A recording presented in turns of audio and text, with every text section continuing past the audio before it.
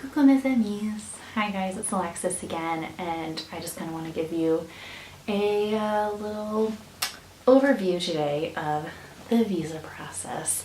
I have a horrible memory, so I figure it's really important to make this video because it's really one of the first things that has happened in the program besides the application process, and I think it's a bit more concerning and good to know about. So without further ado, the visa process.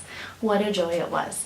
Okay, so we're currently in the 2018 to 2019 year, educational year, I suppose, where the program is taking place, and this was a year of change, if you will. So certainly a lot of change management happened. Probably wasn't great. Don't think they necessarily did a great job, but it is what it is. So if you're looking at things from the past, the way the US embassies handle their visa processing has changed, at least for France. They now outsource it to a third party. So it's not going to be handled the same way. I would certainly recommend kind of to ignore past posts, videos, information about it because it has changed a lot. And I found that myself and some other students were actually educating previous assistants though on the visa process because it changed so much. I had never actually done a visa before. When I studied abroad, it was only for a summer, so I didn't have to worry because it was under the 3-month, 90-day mark, less even. So therefore, I didn't have to kind of worry about it. So this is a brand new thing for me, which in a way was good because therefore I never had any expectations. Blank slate. All right, so when we found out we got in, I have a notebook here just to like make sure I'm keeping the dates right. So we found out, at least the first wave of people found out on April 5th that we got into the TAPIF program. I had actually previously applied the year before, and we didn't even find out, which is not too much later, but I want to say it was between like April 15th to the 17th, around that date. So it really varies every year. Therefore, if you're freaking out or something, it's okay to calm down a bit. It really can vary. First year I applied, it seemed like it was honestly a hot mess. So you never know. It all seemed to go much quicker and faster and cleaner for me this year. So we found out we got in on April 5th, and we were given kind of links to the previous year's handbook. They hadn't compiled yet the handbook for the current year, and a lot of that was due to the changing visa process.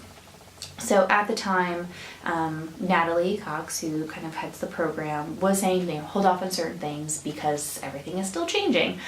Once we had gotten an email about what kind of the current process was and which embassies were being affected where, I was able to kind of see what dates I could and couldn't do things. So they did give us the updated handbook with plenty of time, don't worry about that, and just told us how to handle the online application. So part of the process is through the embassy. Part of the process is through a new third-party company called VFS Global. So they're really completely detached, super private third-party entity. They're like the middleman, kind of handling the admin work that the embassies would have done in the past, aside for the strict things, of course. So I digress. We'll get into the process because I had some visa issues, which hopefully will help you and make you calm down if you're freaking out about anything. So we found out kind of what was going on. In Natalie's email, she had said, wait, don't make a visa appointment or anything like that yet. I didn't because I have been around the block enough now that I can trust my feelings and sense when I should and shouldn't do something. Quite honestly, that's it. And I was like, nope, gonna make an appointment. So I looked at my email. I made my appointment on June 5th is when I officially completed my application and made the appointment with VFS. So you complete your application still on the kind of consulate website, which links are given to you by Natalie. Don't forget about it. It'll be there. And then you're redirected essentially to the VFS website where you make an appointment. You do have to pay, I think it was like $20 or $30 for the appointment. So that's non-refundable or anything like that. But that's it. You do not have to pay for the visa. And if anyone tries to make you, get in touch with Natalie or look in your emails and being like, it says I don't have to do that. No one tried to do that to me. I also lived in Washington D.C, so I was kind of hoping that they had their act together, considering it was the capital. but we all know how that goes. So anyway, therefore I made my appointment like essentially 2 months ahead of time because I knew I needed to have it done. I was going to Ireland for 2 weeks in like August 31st, about then. So I also knew, like, I was like, I don't have time to wait. I need to go to Ireland, so I'm gonna need to get my passport back. Also, because with this new current visa process, you used to be able to apparently hold on to your passport if you could go back to that consulate, you could hold on to your passport. You can't do that anymore. You have to relinquish your passport when you do the application and go in there to do it all. So I was like, I'm gonna need my passport back. So I made an appointment literally as soon as I possibly could. You are not actually allowed to make appointments super far in advance. The dates are all kind of like blacked out until it's exactly, I think it actually was like exactly 2 months ahead of time is when the calendar opens up. So just keep an eye on it, be careful about it.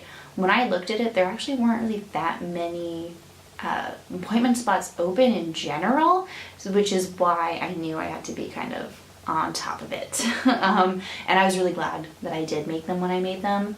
And no, that's definitely not fair to people who don't get in immediately or maybe have been on the wait list and stuff like that. You just kind of have to push and do your best and really check every day because people do cancel appointments and things like that, and exceptions are made. Don't be afraid to grovel and plead and cry if it comes to that. So I made my appointment then. There's plenty of information that Natalie will send over and what you need to bring and what you need to have, especially in the handbook, for your visa appointment. I had everything prepped. With your visa application, I'm going to leave you to the handbook. The handbook, you just follow it step by step. Your application will be fine. The night before, VFS will send you an email a whole night before.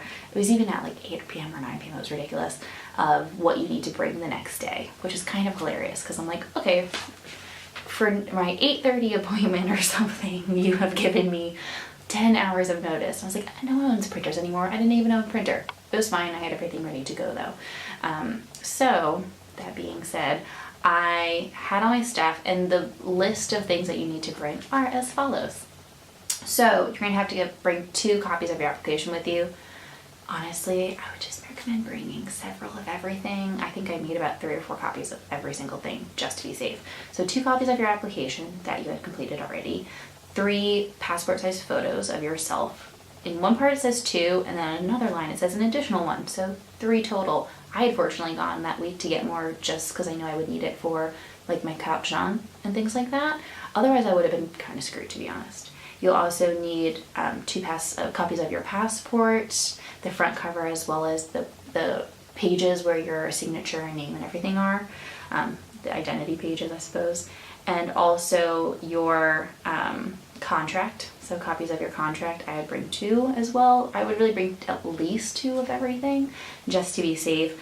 And while people were saying that you don't need this anymore, I would still have to have a proof of kind of resident or like a license or something like that. I needed to have where my address was and stuff like that. Also, if you are not a U.S. citizen, and I'm sorry, I forgot to mention that this is for U.S. people, so I hope this could potentially apply to Canadians out there and maybe other people. At least it'll give you a little sense of what we have to go through. So if you are not a U.S. citizen, you do also have to bring proof of your kind of like legal resident status, like a green card, your visa, copies of your visa that are in your passport and whatnot, all of that. So just make sure you'll get the paper. Just really be careful about it. I had very much like everything was really organized when I went. So I went to the VFS office. It was in Washington D.C. I'm lucky, everything's really close to me. So I will admit that. I was fortunate that I lived like 15-minute drive to Washington D.C. So I think I actually just took the metro or took the Uber. Oh, I drove, which is terrifying because I hate driving in the city. But I did it. It was a bit emotional, but it was fine. So I drove in, went to their office. They had metal detector. I'm like, the thing you walk through, metal detector there. But I was able to bring, like, I had a giant bag with me, like a tote, because I always had that for my office job with me. It really wasn't that strict. When I walked into the downstairs area, the guy was like, I'm here for the 7th floor. He's like, okay, bye. Went up, went through the metal detector, signed in. Everyone was very nice. And then I just kind of waited in this little area, felt like a little airport thing, and people were getting called up to different windows, essentially, where I think there was a couple different countries in the office that they were handling. So like 2 windows was France, and 1 was maybe Belgium, and 1 was Denmark. I don't exactly remember, but there was kind of a mix of people there. So eventually, and it really wasn't long, I would say I maybe waited 30 minutes max, went up to a window.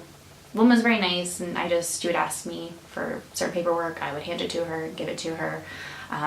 Really, I had no problems at all, so I can't speak to that. I can't speak to this portion with issues. Everything went fine.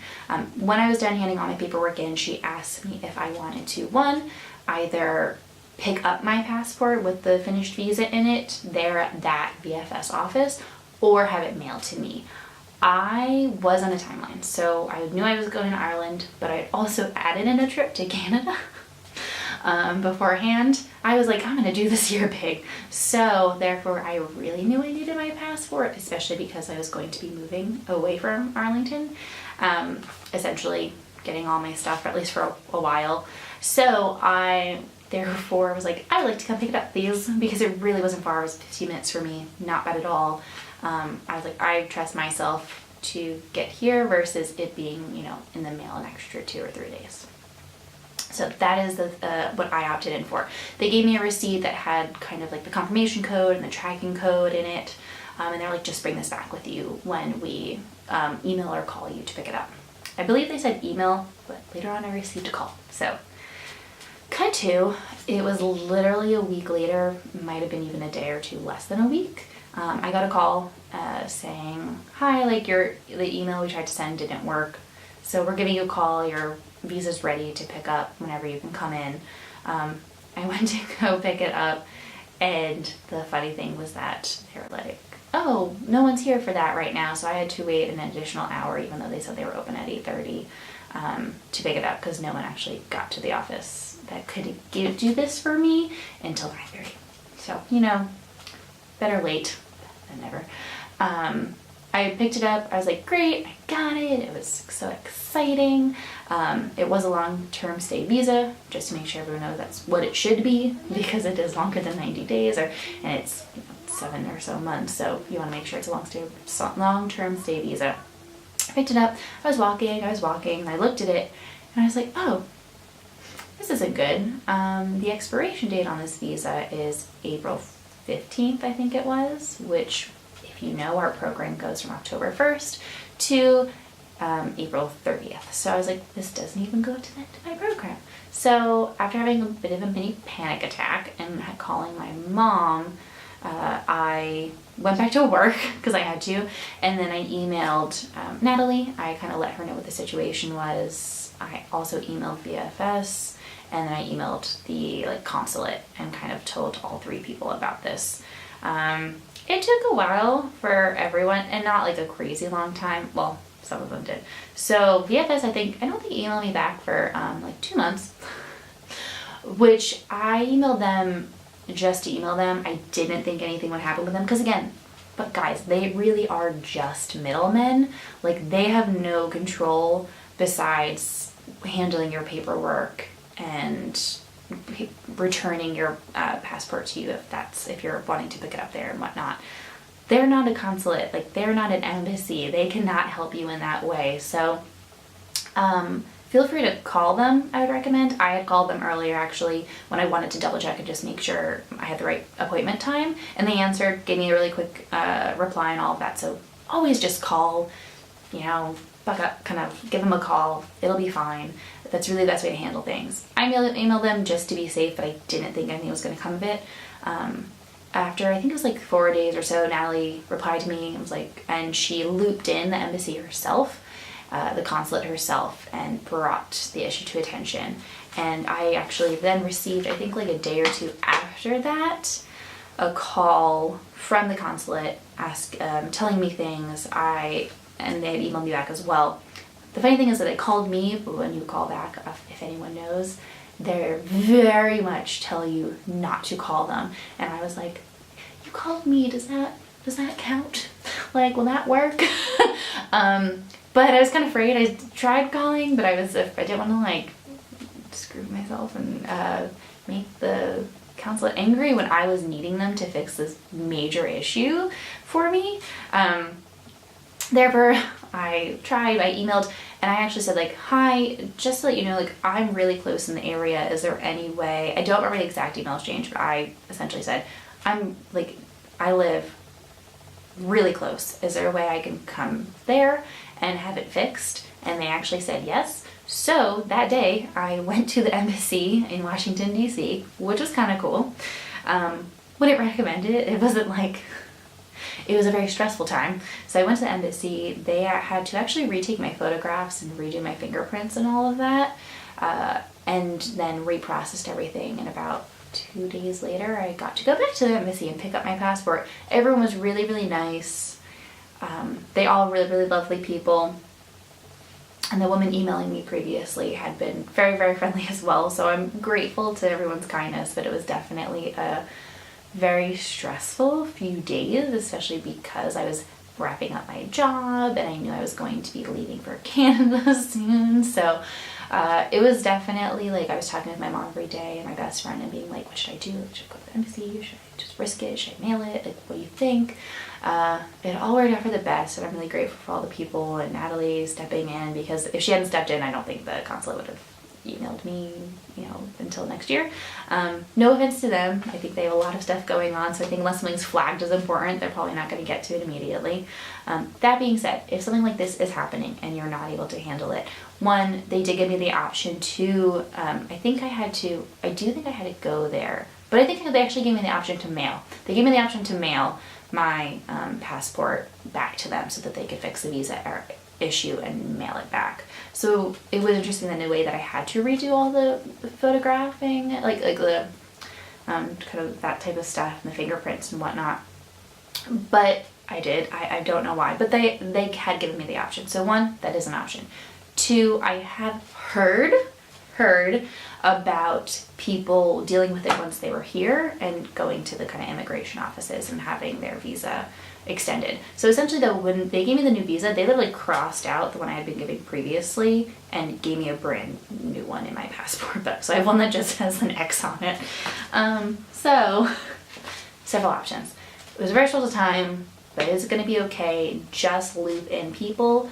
Try not to be terribly annoying, because while it's definitely, you have to be your own advocate, you have to step up for yourself and speak for yourself. You're not going to get anywhere if you stay quiet. However, try not to be up their butt essentially about it.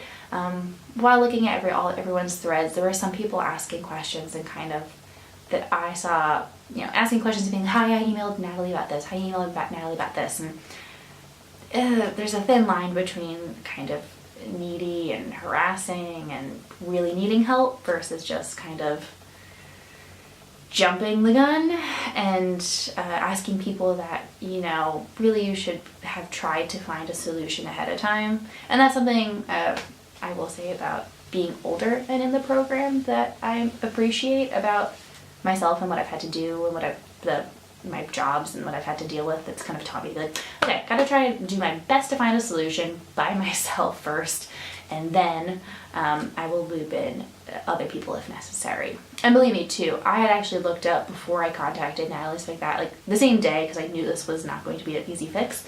I did look up and I looked in the Facebook chats and Google about what exactly that meant and could I stay afterwards. And from what I saw, it seems to me like the whole Schengen zone kind of thing. Like you can't be in the Schengen zone essentially more than 90 days in a row without taking a 6-month break. I'm sorry if it's plenty, Google it, it's there. It seems to me like if you want to go before your visa starts, feel free to spend 90 days in a country. But once your visa starts, that's kind of it. You really shouldn't linger after your visa ends. It seemed to me like you can be a tourist before not really after.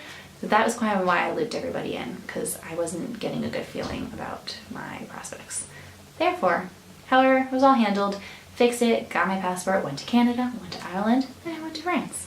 Life is great. Got a stamp in my passport, which typically they do, so just make sure you ask somebody. But as long as you're entering the Schengen zone, you get a stamp, you're good to go. I had arrived in, so Ireland actually technically isn't in the Schengen zone, so that stamp didn't count. But later on, I went back home and then I went to France, so that worked just fine for me. I think that's really it for the visa. So anyway, guys, thank you. Please like and subscribe. Again, if you have any questions, feel free to ask me. Be safe.